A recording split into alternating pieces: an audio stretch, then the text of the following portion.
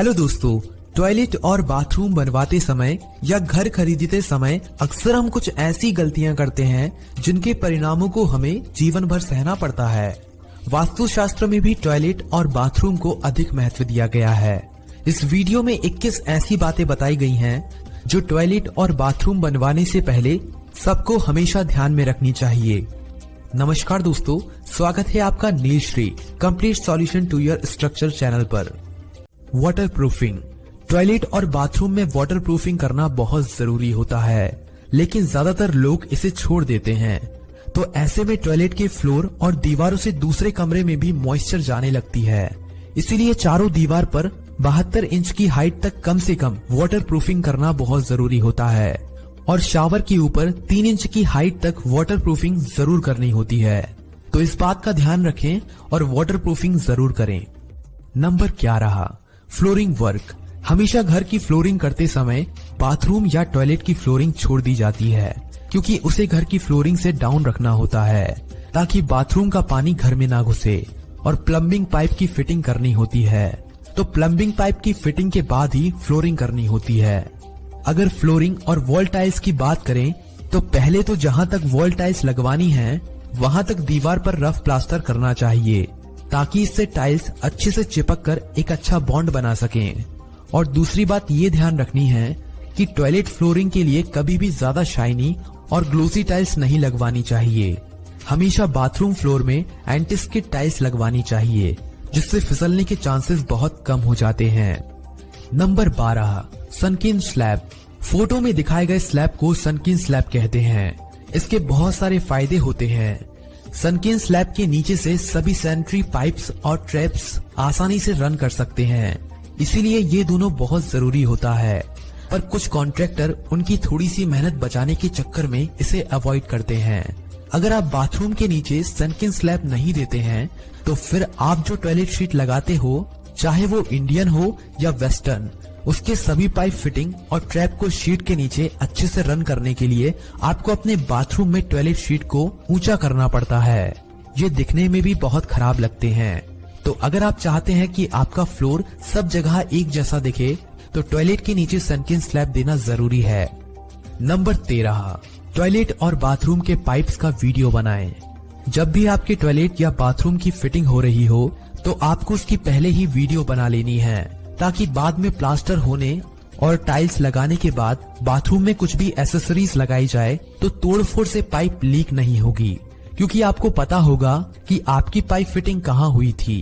तो आप बड़े ही केयरफुली अपने बाथरूम एसेसरीज को फिट करवा सकते हैं। नंबर 14, जमीन के अंदर मैक्सिमम साइज के पाइपलाइन का इस्तेमाल करना। जमीन के अंदर जो भी पाइपलाइन डलेगी वह हमेशा बड़ी ही डलवाएं, कम से कम 6 इंच की, ताकि भविष्य में कोई भी प्रॉब्लम ना आए।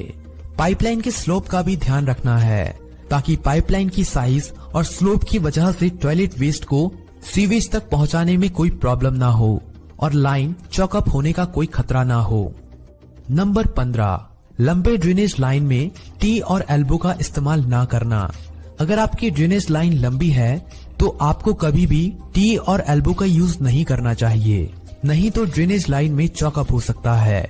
यहाँ हमेशा 45 डिग्री के बैंड का इस्तेमाल करना चाहिए। क्लीन डोर और डोर बैंड का इस्तेमाल करोगे तो चॉकअप लाइन आसानी से क्लीन कर सकते हो। नंबर 16, गली ट्रैप। टॉयलेट और बाथरूम के वेस्ट पानी का connection direct main whole chamber में नहीं करना चाहिए। बीच में एक गली ट्रैप मेन होल चैम्बर के पहले इस्तेमाल करना चाहिए। गली ट्रैप एक छोटा सा गड्ढा होता है जो मेन होल के पहले बनवाया जाता है और गली ट्रैप से होकर वेस्ट वाटर मेन होल में जाता है। अब प्रश्न ये है कि जब वेस्ट वाटर को जाना ही मेन होल में है तो गली ट्रैप देने की जरूरत क्या है?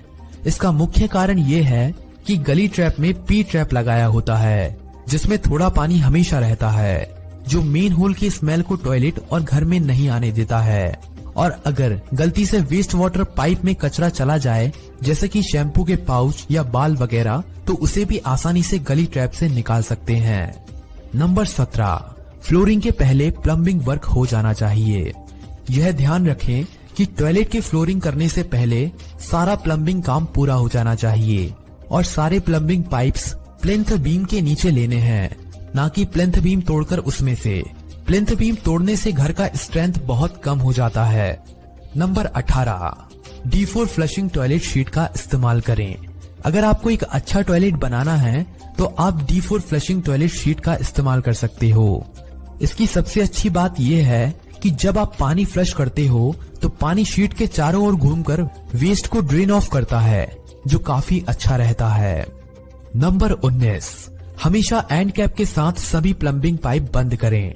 प्लम्बिंग पाइप फिटिंग होने के तुरंत बाद सभी पीवीसी पाइप और पॉइंट पर एंड कैप लगाकर इन्हें बंद कर देना है, ताकि इनमें किसी भी तरह की सीमेंट और सैंड ना जा पाए, नहीं तो ये ब्लॉक हो सकते हैं और इन्हें क्लीन करने में बहुत परेशानी होती है। एक बार प्लम्बिंग पाइप फिटिंग होने के बाद टाइल्स लगाने के पहले पाइप्स में एंड कैप लगाकर पानी से फुल कर लें, ताकि अगर कोई पाइपलाइन में लीकेज है तो उसका पता चल सके। नहीं तो अगर एक बार टाइल्स और पेंट होने के बाद लीकेज देखने को मिलता है तो फिर सब तोड़ना पड़ेगा। इससे पैसा बर्बाद होगा और इतना नुकसान होगा कि आप सोच भी नहीं सकते। नंबर 20, यदि डेली यूज के पानी में नमक ज्यादा मौजूद है तो स्टेनलेस स्टील फिटिंग का उपयोग ना करें। भारत के अधिकांश क्षेत्रों में पानी में मौजूद नमक की मात्रा नॉर्मल से थोड़ी अधिक है। हर रोज इस पानी के उपयोग के कारण नमक स्टेनलेस स्टील फिटिंग पर जमा हो जाता है और स्टेनलेस स्टील फिटिंग एक साल में ही खराब दिखने लगती है। इसका सॉल्यूशन यह है कि आप स्टेनलेस स्टील के बदले में पीवीसी फिटिंग लगा सकते हैं। नंबर 21, टॉयलेट और बाथरूम के लिए सर्वोत्तम डोर फ्रेम। टॉयलेट और बाथरूम में हमेशा पानी रहता है। यदि लकड़ी के दरवाजे का फ्रेम फिक्स किया जाता है तो ये 4 से 5 वर्षों के भीतर यह सड़ने लगता है। ग्रेनाइट पर पानी का कोई प्रभाव नहीं होता है, इसीलिए ग्रेनाइट हमेशा दरवाजे के फ्रेम के लिए अच्छा ऑप्शन माना जाता है। तो दोस्तों, कैसी लगी आपको ये वीडियो कमेंट में जरूर बताएं। वीडियो को लाइक करें और चैनल को सब्सक्राइब भी जरूर करें। धन्यवाद।